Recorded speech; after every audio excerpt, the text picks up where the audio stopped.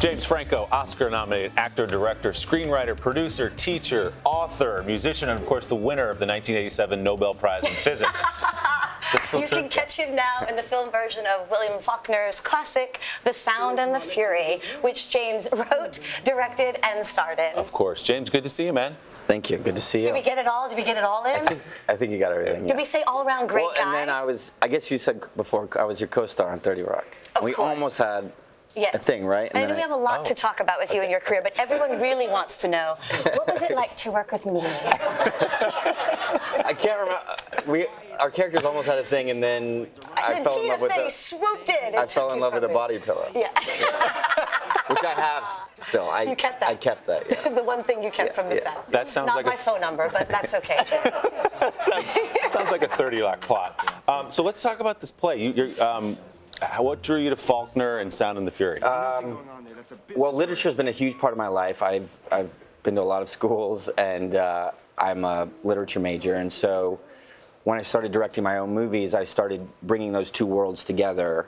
So this is actually the second Faulkner book that I've adapted, and you know, a lot of people have said this is an unadaptable novel. It's written in a very sort of dense, opaque way.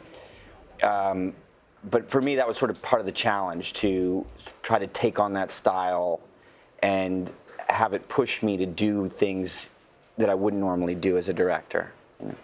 Yeah. Good for you. And I think Mazel Tov is in order. Is that correct? Yes, I had my bar mitzvah.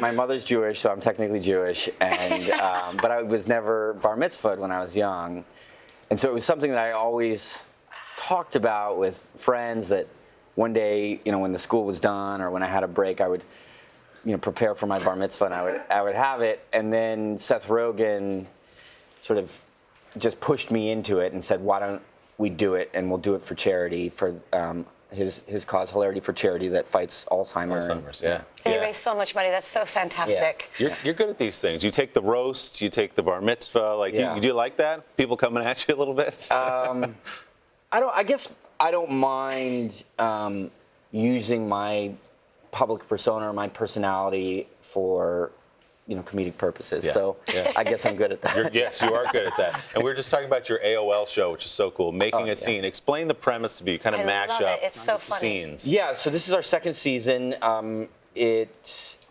idea was to recreate either scenes from movies. In the first season we did movies, and now this season we're doing television shows.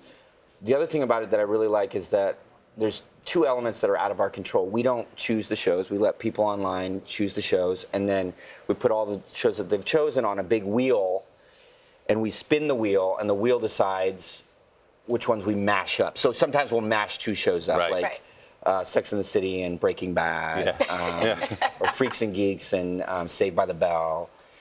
And so we don't decide those things. That's sort of out of our creative control. But then once we are given those elements, we have to sort of make sense of it. And at first we thought it was just going to be really weird, and after the first season we realized it was actually really funny. And the other great thing about it is people pick, there's most of the shows I loved also, some I'm whatever, but we get to sort of re-enter those worlds. Right. And in a very, fun way, I get to kind of revisit all my favorite television shows. And is it all improv on the spot, or do you write them? Or no, that's sort of a long process. I'm a teacher in LA at USC and left that out. USC, yeah, you left that out.